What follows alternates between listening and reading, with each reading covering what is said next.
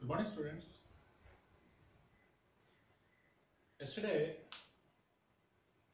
we discussed a few important topics, namely, what is the meaning of electromagnetism, our stress experiment, definition of magnetic field. When the charged particle is kept in a uniform magnetic field, how much force it will experience, and also Ampere's swimming rule, screw rule. Those topics yesterday we completed. Now today we will learn a few more topics from this electromagnetism. I am recollecting all those topics, yesterday's topics once again. The force acting on the charged particle when it is keeping in a uniform magnetic field, it is given by F magnetic field, that is Q into V bar cross B bar, V bar cross B bar, or simply Fm is equal to BQV sin theta, where theta is the angle between velocity vector and magnetic field vector.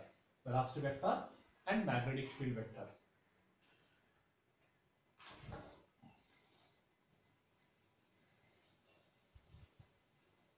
And one more thing, from Ampere's swimming rule,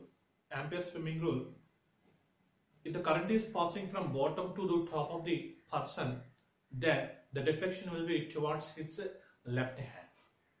And one more topic, screw rule. If you are holding a pen, like this, the current is passing from bottom to top, then my thumb shows the direction of the current and my curved finger shows the direction of the magnetic field. So this is also yesterday only we completed. Now today we will focus on the how this magnetic force on the current carrying conductor. Magnetic force on the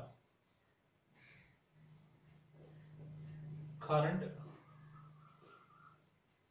carrying conductor. Magnetic force on the current carrying conductor. This is also one of the important questions. The difference between the yesterday's one and this one is only one thing. Yesterday, the magnetic force due to charge, magnetic force which is acting on the charged particle, magnetic force acting on the charged particle, then we got the equation F is equal to BQV sin theta. But this is somewhat different. The magnetic force on the conductor, because yesterday's one is a charged particle and this is the conductor. So that is the difference. Don't get confusion with the charged particle and conductor. Now see the derivation. Here I am taking one conductor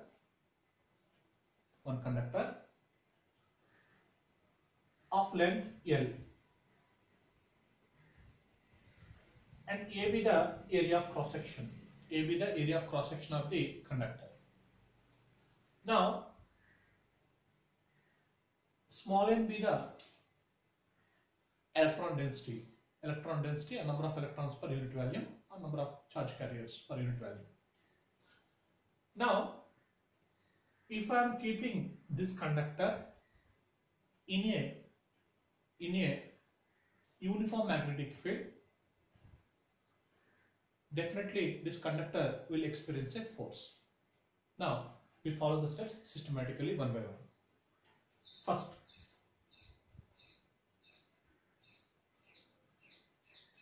total number of electrons in the conductor is given by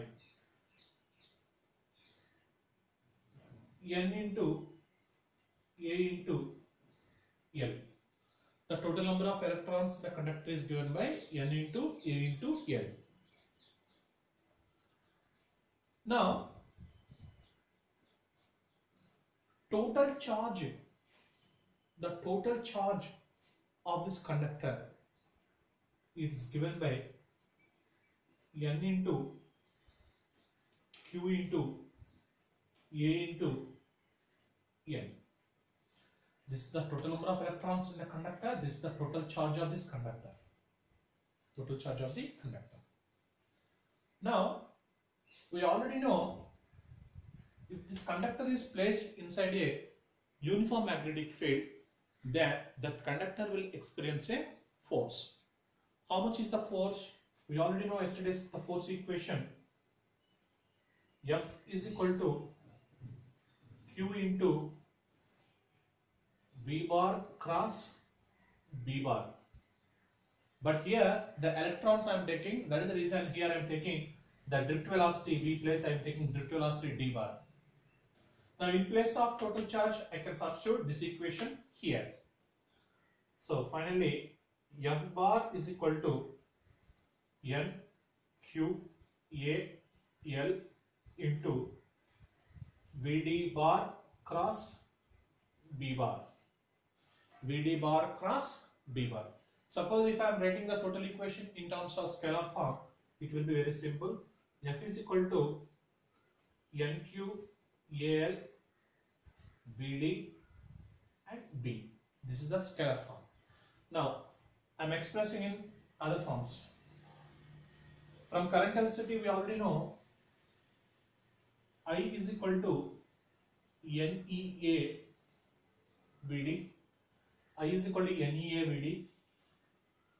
I by A is equal to NE VD. I by A is nothing but current density. That way you can write J is equal to NE VD. Now in place of NQ VD, I can substitute J. So this is 1 and this is 2. Substitute 2 in 1. Now F is equal to J. In place of NE VD, I can write J AL B. J AL B. And one more thing, we already know current density J is nothing but current per unit area, current by area, or I is equal to J into A. So this is 3 and this is 4. And finally in place of J into A, if I am substituting, I can get F is equal to I into L B.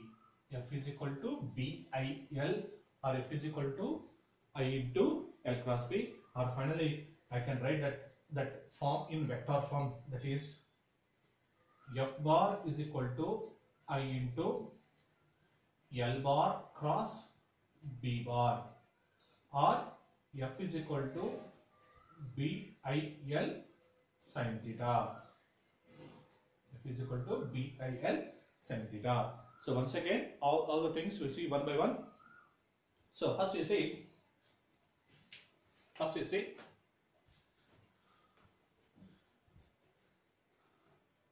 magnetic force acting on the current carrying conductor.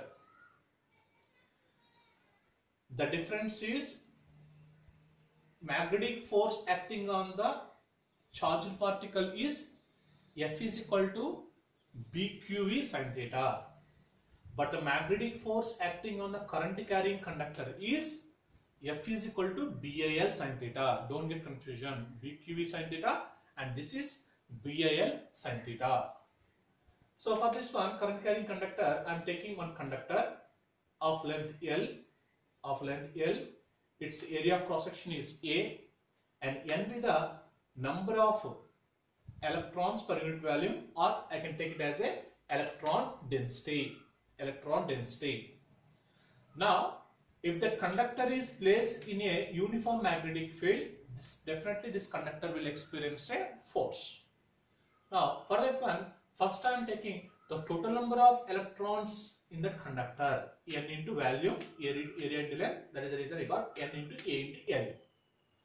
And the next step, I find the total charge of the conductor. So for this equation, I simply added Q. And then later, we already know the force equation of charged particle, F is equal to Q into V cross B bar. This is here in place of velocity, I am taking drift velocity of the electrons. In place of total charge, I am taking this total charge. Then this is the vector form, this is the scalar form. Now, in place of NEVD, I can take J. Current density is equal to NEVD. In place of NQVD, I can substitute J. And we already know current density J is equal to I by A. So if I cross multiply, I is equal to J into A, and finally I got F is equal to I into LB, or F is equal to I into L bar cross B bar, or F is equal to BAL sin theta. Now,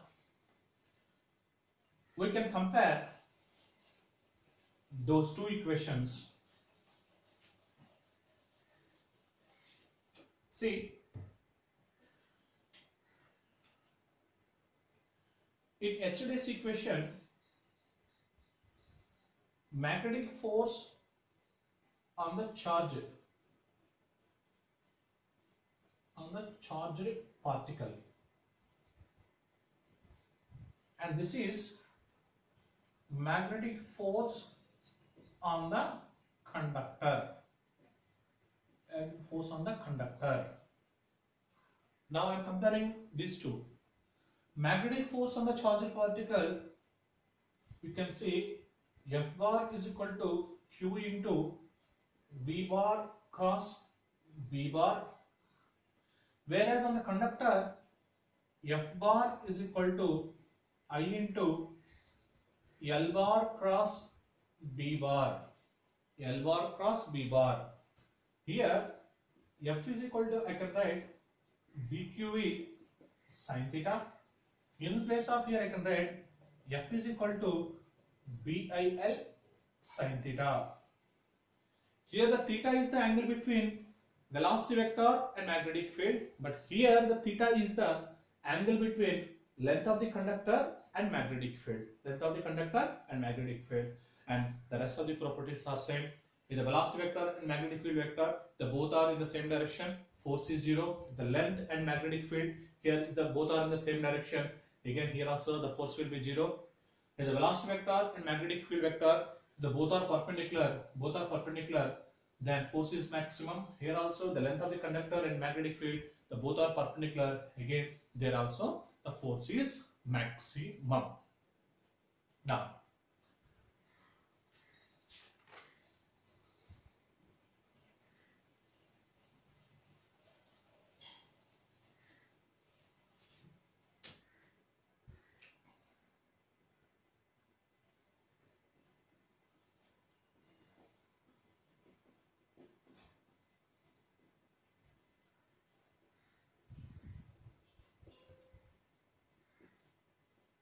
Fleming's left-hand rule. See, Fleming's left-hand rule. Now, take your left hand. For me it is left hand, for you it will be right hand. So that is the reason, don't get confusion. For me it is left hand, this is the right hand. For the student point of view, it will be reversed. Now here I am taking my left hand. Stretch your left hand like this. Forefinger, middle finger and thumb. Forefinger, middle finger and thumb. And these three are mutually perpendicular to each other.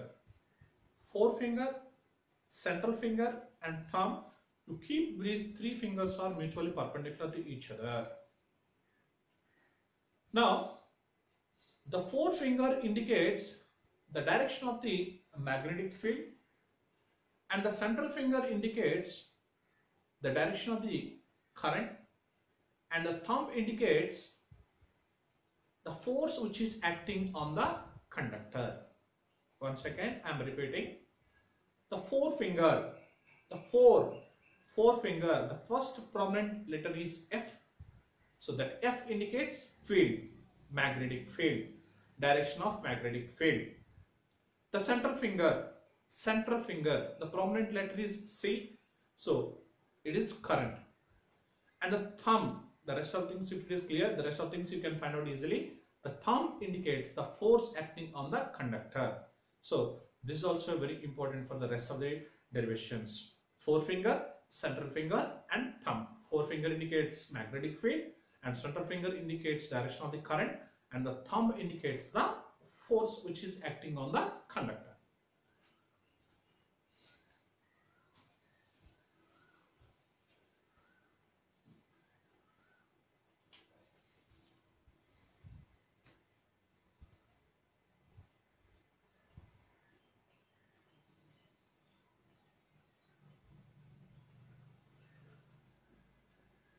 Charged particle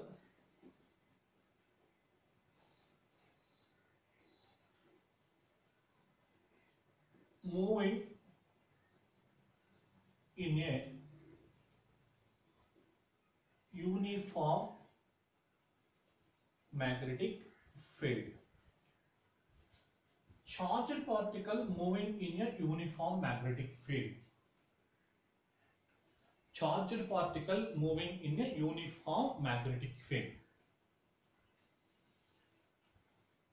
Before going to this topic, once again you have to know one important concept. How we have to represent the magnetic field.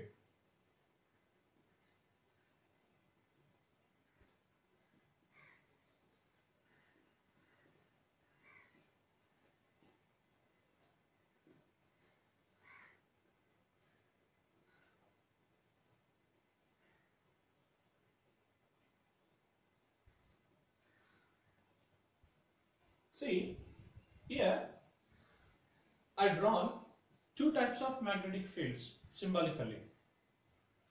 First, I am using this into mass, and next I am using dots. What is the indicates? It indicates. See here, if I am using crosses, it indicates the magnetic field direction is perpendicular to the plane of paper and also into the plane of paper. This arrow indicates here, because I am taking this board as one surface, the magnetic field is acting perpendicular to the plane of this board and the field is entering into the board. Suppose if I am using dots, here the magnetic field is acting perpendicular to the plane of board and it is out of this board. In the previous case, suppose if I am taking this is the arrow, here the arrow direction is inward, but here the arrow direction is outward. It is out of plane of paper and this is inward into the plane of paper. This is out of the plane of paper, this is into the plane of paper. Now, for this question, I am taking a uniform magnetic field. Now, if I am drawn, this cross marks means what it indicates. Here the magnetic field is acting perpendicular to the plane of board and the field is acting into the plane of the board. Now, in this condition, one charged particle is entering. Suppose here one charged particle is there. If the charged particle is entering into this uniform magnetic field, because of this uniform magnetic field, the charged particle will experience a force. And because of that force, the charged particle is taking the circular path. The charged particle is taking the circular path. Now, here I am taking 4 different points. Suppose if the charged particle is here the velocity vector is acting in this way. Suppose if the charged particle is there, here the velocity vector is acting in this direction. Now here if it is there, if it is acting like this, and here also it is acting like this, because you see this is the velocity vector, the tangent gives. Now one more thing you have to understand, how the charged particle is entering into the uniform magnetic field, that is parallel to the magnetic field, perpendicular to the magnetic field. See here, the charged particle is entering into this uniform magnetic field. The charged particle and uniform magnetic field both are perpendicular, because you see the magnetic field is downward direction and the particle is entering like this, like this. Field is in this way and charged particle is entering like this. So both are perpendicular. That is one thing is clear. And after entering the charged particle, magnetic force is acting. Because of this magnetic force, the charged particle is taking the circular path. Now here I can apply the Fleming's left hand rule. Now see how I am applying the Fleming's left hand rule. Now from Fleming's left hand rule, see, now my forefinger shows the direction of the magnetic field and my thumb direction of the current, that is the velocity direction, and this is indicates, the thumb indicates the direction of the force. That means if I am keeping my left hand like this, then in which direction the force is acting? It is acting towards the center of the circle. Now I am drawing that one. Here the force is acting towards, here also acting towards, and here also acting towards, and here also acting towards the center of that circle. Now if the particle is moving in a circular path, you already well know in the first year only, definitely centripetal force comes into act. So that is the reason we have to consider those two forces. What are they? First, magnetic charged particle is entering into the magnetic field. Definitely you have to consider the force due to magnetic field, and the second one is centripetal force. So those two equations we have to consider, and the rest of things it will be followed like this. First, when the charged particle is entering into the magnetic field, we already know very well equation. It is BQV sin theta. BQV sin theta. The charged particle and magnetic field both are perpendicular. That is the reason here theta is equal to 90. Theta is equal to 90 means sin 90 is equal to 1. So that is the reason here you get Fm is equal to BQV. This is equation 1. Now, if it is moving in a circular path, so definitely centripetal force is acting. So centripetal force equation is Fc is equal to mv square by r. This is equation 2. This is equation 2. Now these two forces are balanced. These two forces are balanced means mv square by r is equal to bqv. One v cancelled. So finally r is equal to mv by bq. This is the radius of the charged particle if it is moving in a uniform magnetic field, when the charged particle is entering perpendicular to the magnetic field. So this is the radius equation. Then later the time period and frequency also we can find out one by one. What is the time period? The time taken by the charged particle to complete one revolution, that is 2 pi r by v. 2 pi r by v. In place of r, I can substitute this radius equation. So time period t is equal to 2 pi by v into r equation, that is mv by bq. bv cancel. So finally t is equal to 2 pi m by bq. This is the time period of the charged particle. And one more, from this one you can find frequency also, that is n is equal to 1 by t, then n is equal to bq by 2 pi m. So this is the frequency equation, and this is the time period equation, and this is the radius of the charged particle.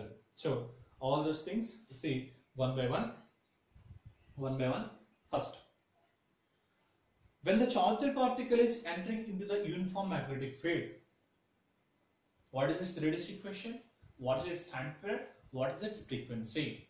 First, here the magnetic field is downwards, that is perpendicular to the plane of the board and into the plane of the board. Then the charged particle is entering. How it is entering? Perpendicular to the magnetic field. Then if the charged particle is entering perpendicular to the magnetic field, then it will experience a force. Because of that one, it takes the circular path. If the particle is moving in a circular path, then what is that force direction? By using Fleming's left-hand rule, the force direction is towards its center. Everywhere it will be towards its center only, towards its center. Everywhere it is acting towards its center. So that is the reason, first I am writing Fm is equal to BQV sin theta, but here theta is 90 degrees. I got Fm is equal to BQV and centripetal force Fc is equal to mv square by r, or mv square by r is equal to BQV. Then I got radius r is equal to me by bq, and from that one I find the time period and I can find the frequency also.